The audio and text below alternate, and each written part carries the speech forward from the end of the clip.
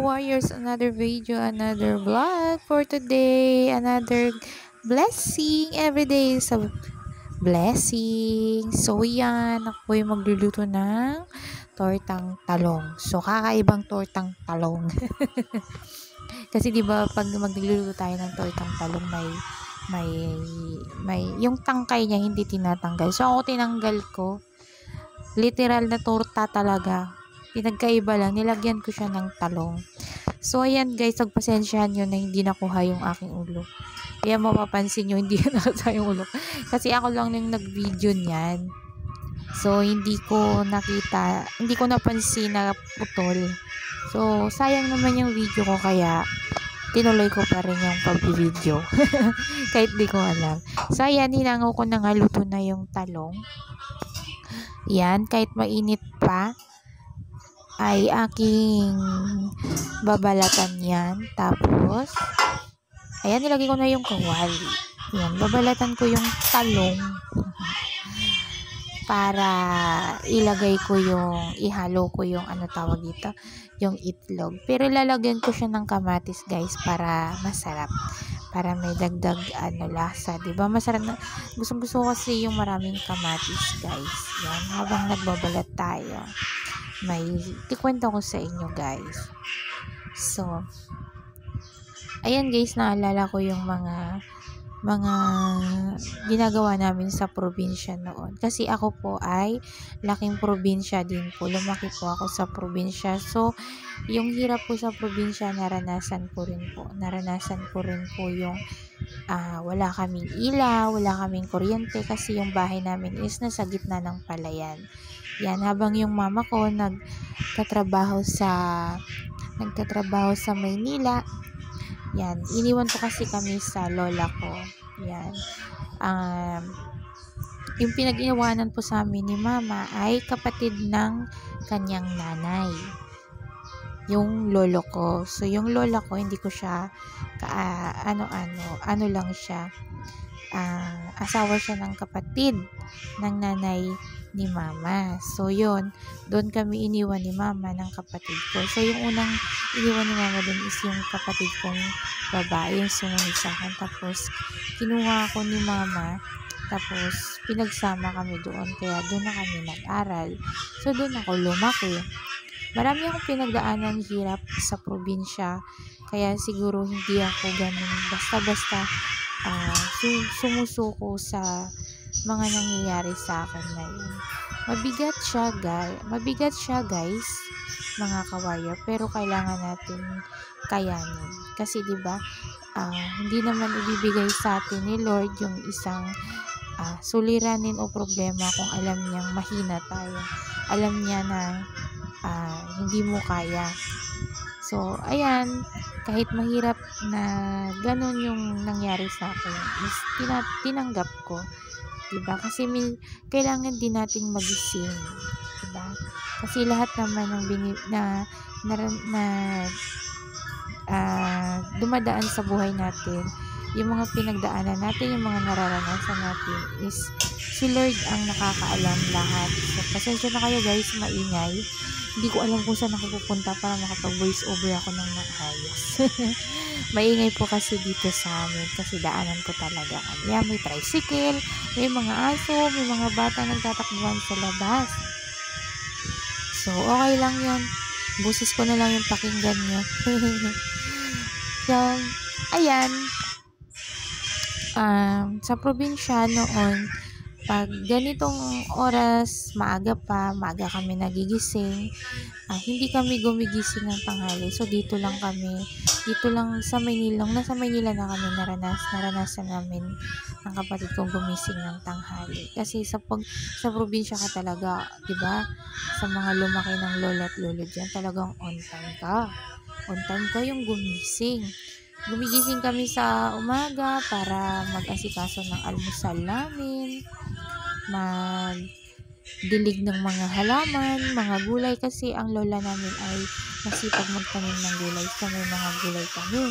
Malawak yung aming gulayan sa probinsya, guys. Diba? Kung ako nga lang, guys, hindi dinadialysis, gusto kong umuwi ng probinsya. Kasi mas pipiliin ko pa rin talagang tumira ng probinsya kaysa dito sa Manila, guys. Kaso naman sa probinsya, kung hindi ka masipag, talaga naman wala ka. O, diba? Kailangan mo rin naman talagang magsipag. Dito naman sa Manila, kung lahat, maraming trabaho dito, pero kailangan mo rin magsipag. So, ayan. Pagtatamad-tamad ka, guys, talaga na wala kang kakainin. So, saan kayo nakikita, di ba, mga kawarriors, na tutulog ka lang, kakain, pagising mo kakain, saan ka kukuha ng pang-araw-araw mo, di ba? So, ayan, ilalagay ko na siya sa mangkok para durug-durugin yung ating talong. Di ba, naputol na naman yung usapan natin. So, ayan, pakita ko lang sa inyo, mga kawarriors. Yan, dudurugin ko lang yung talong. Masarap din naman yung torta na yung may tangkay, guys. Pero wala lang, gusto ko lang yung tortang ganyan. Para mukha talaga siyang torta, tapos may lamang talong.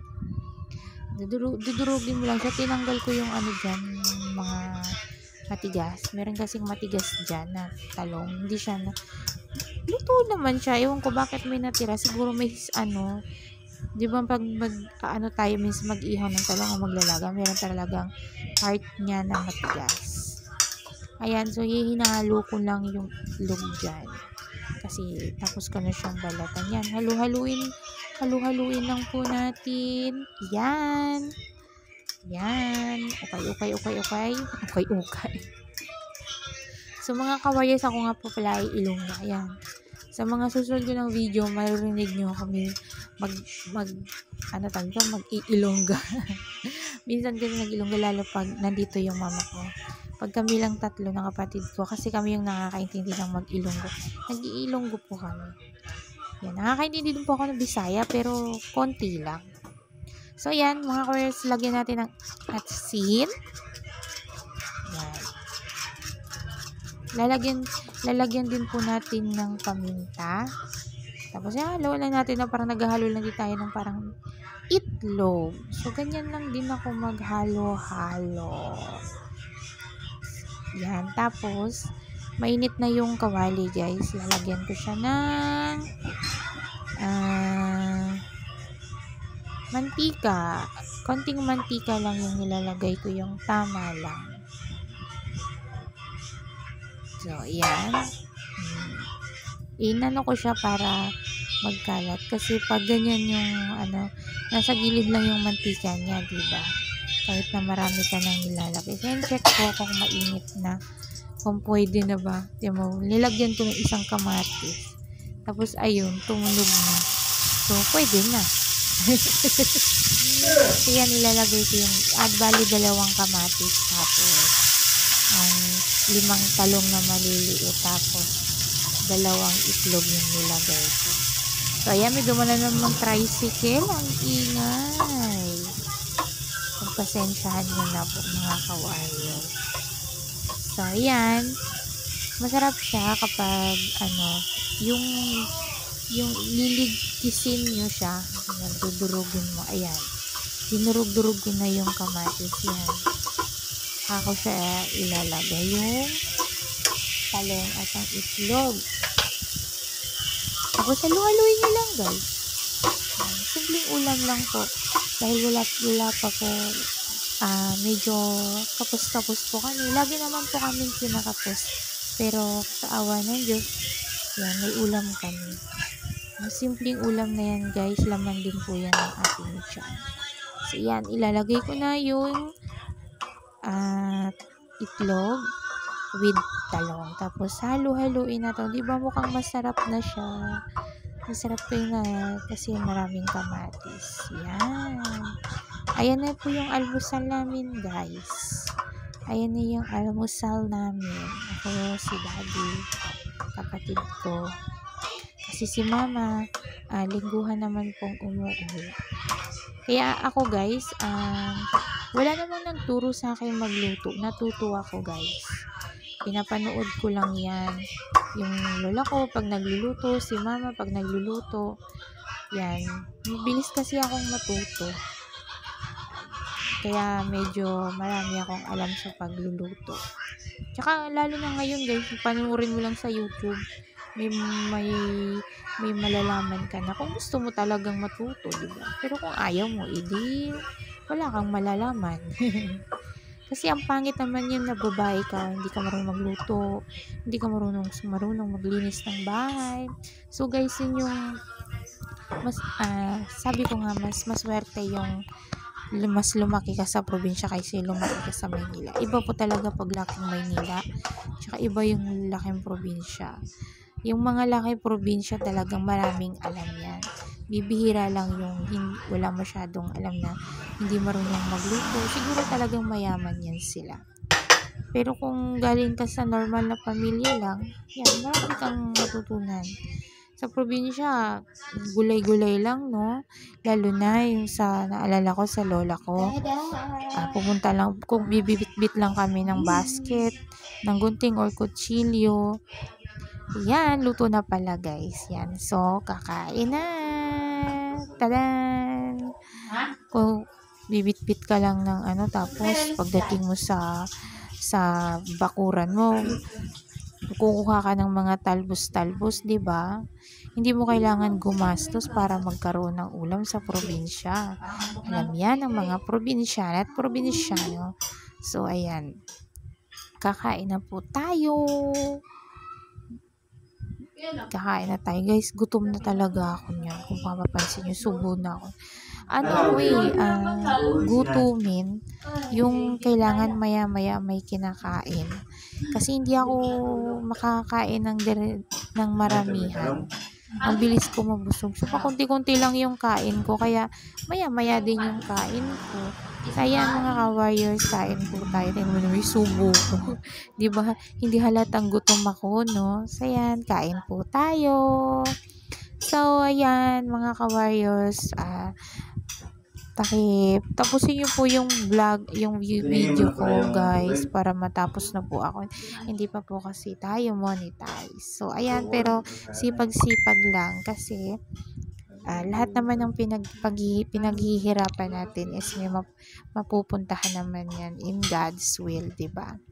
So, yan. Kaya nagsisipag akong gumawa ng video kahit na hindi pa tayo monetize, mga ka-warriors, kasi